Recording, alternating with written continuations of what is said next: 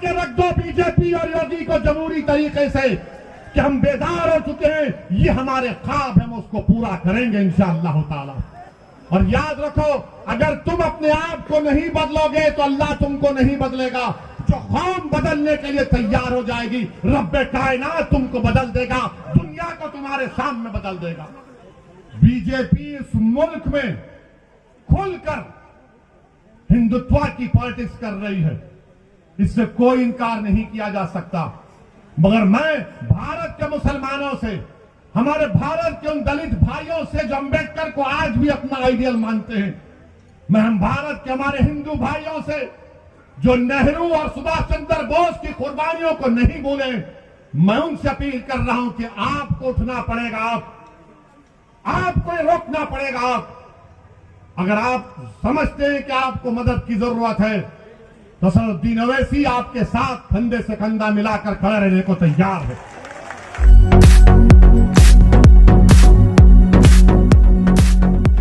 Rohingya मुसलमानों की तरह कर देना चाहिए। हरिद्वार के धर्म संसद में कहा गया कि भारत की मिलिट्री को इस्तेमाल करके मुसलमानों को मारना चाहिए। उस हरिद्वार के संसद में कहा गया कि एक एलटीटी का प्रभाकरण की तरह कोई पैदा हो जाए जो 20 लाख मुसलमानों को मार दे। रायपुर में कहा गया छत्तीसगढ़ में कि इंसानियत को बचाना है तो मुसलमानों को खत्म कर दो भारत से। कोई गिरफ्तारी हुई अभी तक? हरिद्वार में गिरफ्तारी हुई, रायपुर में हुई एक की, मगर किस उन्वान पे गिरफ्तारी हुई रायपुर में कि उन्होंने गांधी को नाप शनाप कहा। अरे तुमको अगर गांधी से मोहब्बत है तो सुनो जालिमों, जो धर्म संसद के नाम पर भारत में नफरत फैला रहे हो, गांधी को क्यों मारा गया था? गोडसे ने गांधी को क्यों मारा?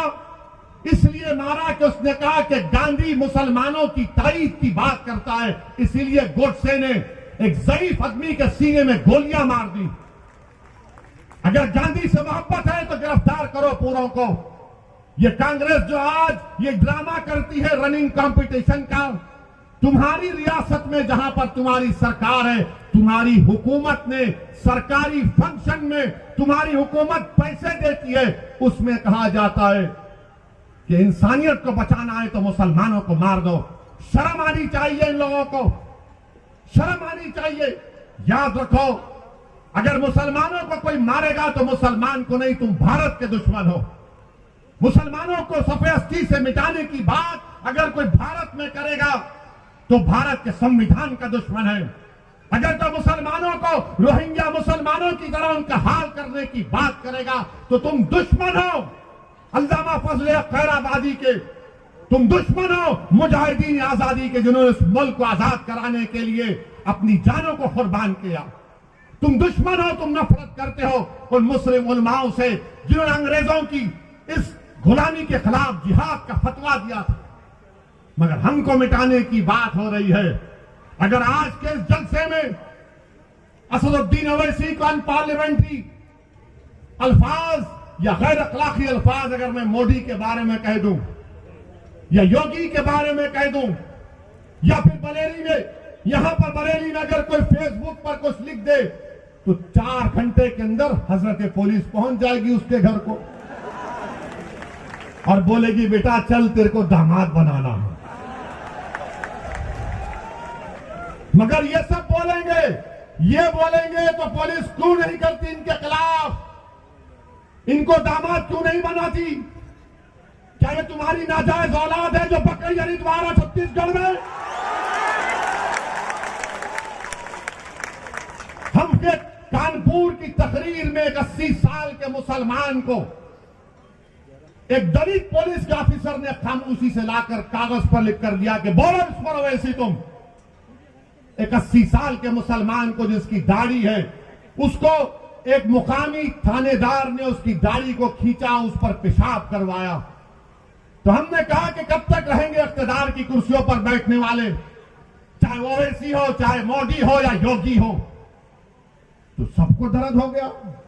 इसने हिंदू धर्म के खिलाफ कहा, अरे जालिमों, मैं किसी धर्म के खिलाफ ना था, ना कभी हूं, ना कभी रहूंगा इंशाअल्लाह ताला। भारत का संविधान मेरे लिए अजीज है और भारत के संविधान में तो उसको भी इजाजत है जो किसी खुदा, भगवान, अल्लाह, जीसस को नहीं मानता। मगर इनका क्या है? नहीं, हर चीज को इधर जोड़ देते। याद रखो, ये सच्चाई है मेरे अजीज दोस्तों और बुजुर्गों। बीजेपी इस मुल्क में खुलकर हिंदुत्व की पॉलिटिक्स कर रही है, इससे कोई इनकार नहीं किया जा सकता। मगर मैं भारत के मुसलमानों से, हमारे भारत के उन दलित भाइयों से जो अंबेडकर को आज भी अपना आइडियल मानते हैं, हम भारत के हमारे हिंदू भाइयों से जो नेहरू और सुभाष चंद्र बोस की कुर्बानियों को नहीं भूले, मैं उनसे अपील कर रहा हूं कि आपको उठना पड़ेगा, आपको रोकना पड़ेगा। अगर आप समझते हैं कि आपको मदद की जरूरत है तो असदुद्दीन ओवैसी आपके साथ कंधे से कंधा मिलाकर खड़े रहने को तैयार है।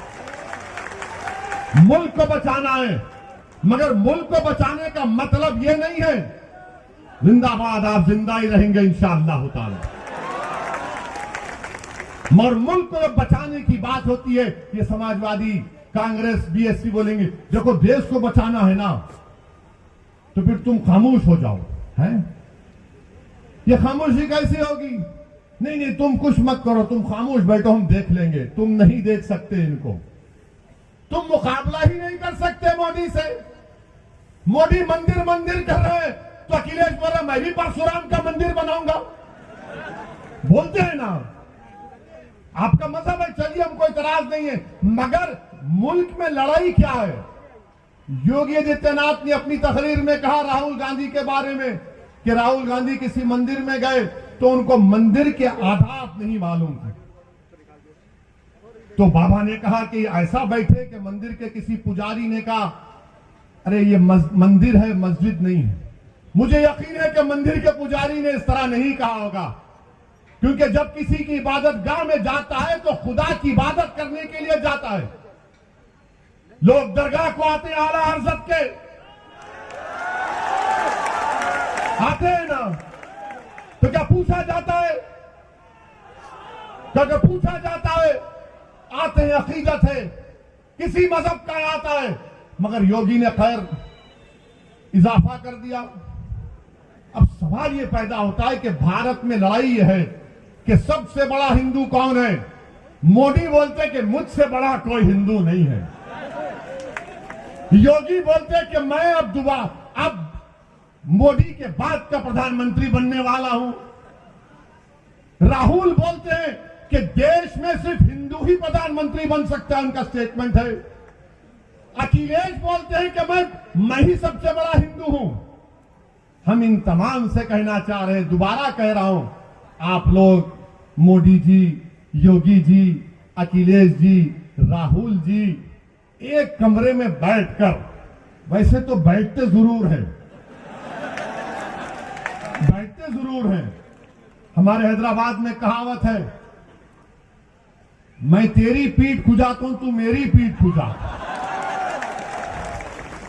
कहते हैं आप बैठकर तय कर लीजिएगा सबसे बड़ा हिंदू कौन है, मगर वो भी नहीं करेंगे। और फिर अभी आप देखो, एक बीजेपी के एमपी हैं राज्यसभा के, उनका नाम शायद हरनाथ साहब है। उन्होंने बीजेपी के सदर को खत लिखा और कहा कि श्री कृष्णा मेरे ख्वाब में आए और मुझसे कहा कि बाबा योगी आदित्यनाथ को मथुरा से विधानसभा का चुनाव लड़ाओ। तो अखिलेश भैया बोले हाँ मेरे ख्वाब में भी आए थे। अखिलेश ने कहा मेरे ख्वाब में भी आए थे और आकर मुझसे कह दिया कि तू ही सत्ता में आ रहा है। अब आप बताइए, पार्लियामेंट संविधान में आर्टिकल 51 है जो कहता है कि इंसान को मजहबी रह सकता है, नहीं भी रह सकता है, मगर एक साइंटिफिक टेम्परामेंट डेवलप करना है, एक साइंटिफिक टेम्परामेंट। उत्तर प्रदेश का चुनाव हो रहा है या किंडरगार्टन का कोई ड्रामा हो रहा है यहां पर? इनको ख्वाब में ये दिख कर आए, इनको ख्वाब में वो दिख कर आए। तो मुसलमान के ख्वाब क्या है बोलता हूं मैं आपको। हमारे ख्वाब तो छोड़ो, हर मां रात भर सोचती है कि कल खाना क्या खिलाऊंगी मेरी बच्चे को। हर बीवी ये सोचती है कि कल जब मेरा शौहर घर से निकल कर जाएगा, जानवर बेचने गांव में जाएगा, तो क्या जिंदा वापिस आएगा या लाश उसकी आएगी। हर बेटा ये देख रहा है कि मेरी आमदनी कम हो गई, इतनी कम हो गई कि मैं आज के इस उत्तर प्रदेश और भारत में अपने बाप से कम आमदनी को कमाता हूं। हर बेटी ये फिक्र में है कि मैं कॉलेज नहीं जा सकती इसलिए कि मेरी इज्जत लूट ली जाएगी, इज्जत लूट ली जाएगी। मैं उत्तर प्रदेश के मुसलमानों को पैगाम देने आया हूं। मैं आपको खोलकर कह रहा हूं कि आपको ख्वाब देखना है अब इंशाअल्लाह ताला, आपको ख्वाब देखना है इंशाअल्लाह ताला। मगर कोई कहेगा ओवैसी अगर ख्वाब को बयान कर दूंगा तो कहीं समाजवादी और कांग्रेस और बीजेपी मेरे ख्वाबों को चूर तो नहीं कर देगी। नहीं करेगी इंशाअल्लाह ताला। तुम ख्वाब तो देखो, तुम ख्वाब तो देखो ना, तुम हिम्मत करो ख्वाब देखने की कि मेरा बेटा ऐसा डॉक्टर बनेगा जो तमाम बीमारियों का इलाज करेगा, मेरी बेटी देश की प्रधानमंत्री बनेगी इंशाअल्लाह ताला। मुसलमानों की बेटी, मैं जिंदा रहूं या ना रहूं, यह ख्वाब होगा इंशाअल्लाह पूरा। तुम ख्वाब देखो कि मेरा बेटा या बेटी साइंटिस्ट बनेगी तो वो कैंसर की दवा निकालेगी, मेरा बेटा या बेटी वकील बनेगी तो दलितों पर, मुसलमानों पर, हिंदुओं पर, आदिवासियों पर जुल्म होगा तो उनके हक के लिए लड़ेगा, दुनिया का मायनाज वकील बनेगा। ये ख्वाब देखो आप, इन ख्वाबों को देखना है आपको। तुम ख्वाब देखो कि उत्तर प्रदेश में मुसलमान अपना हिस्सा लेकर रहेंगे इंशाअल्लाह ताला। हम अपना हिस्सा लेकर रहेंगे, हम हिस्सेदारी की लड़ाई लड़ेंगे। तुम ख्वाब देखो कि उत्तर प्रदेश की विधानसभा में असदुद्दीन ओवैसी से ज्यादा काबिल और नेक ऐसे हमारे 15 एमएलए जाएंगे जो हमारी बात करेंगे, गरीबों की बात करेंगे, ईसाइयों की बात करेंगे, मुसलमानों की बात करेंगे, कमजोरों की बात करेंगे, बेवाओं की बात करेंगे, यतीमों की बात करेंगे, पुलिस के जुल्म का शिकार होने वालों की बात करेंगे। ये पैगाम है, ये ख्वाब आपको देखना है। क्या आप ये ख्वाब देखेंगे? क्या आप ये ख्वाब देखेंगे? क्या आप इन ख्वाबों को पूरा करेंगे इंशाअल्लाह? तो मेरे दोस्तों, ख्वाब कैसे पूरे होते हैं? सिर्फ ख्वाब देखकर हाँ अच्छा दिखा नहीं, ख्वाब जब देख लिए तो उसको पूरा करना है, जुस्तजू करना है, मेहनत करना है और अल्लाह से भीख मांगना है रसूलुल्लाह सल्लल्लाहु अलैहि वसल्लम का वसीला देकर।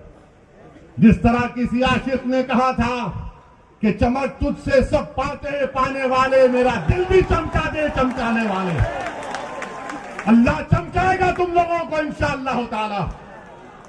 तुमको असदुद्दीन ओवैसी की जरूरत नहीं है, तुम सिर्फ ठान लो कि मैं भारत में चमकूंगा, मैं भारत को अपने नूर से, अपने इल्म की नूर से, अपने ईमान की नूर से, अपने किरदार की नूर से और सबसे ज्यादा अपनी बेबाकी और अल्लाह पर तवक्कल करके इस मुल्क में और अमन को फैलाऊंगा और अपने हक को हासिल करूंगा। ये ख्वाब पूरा होगा इंशाअल्लाह ताला।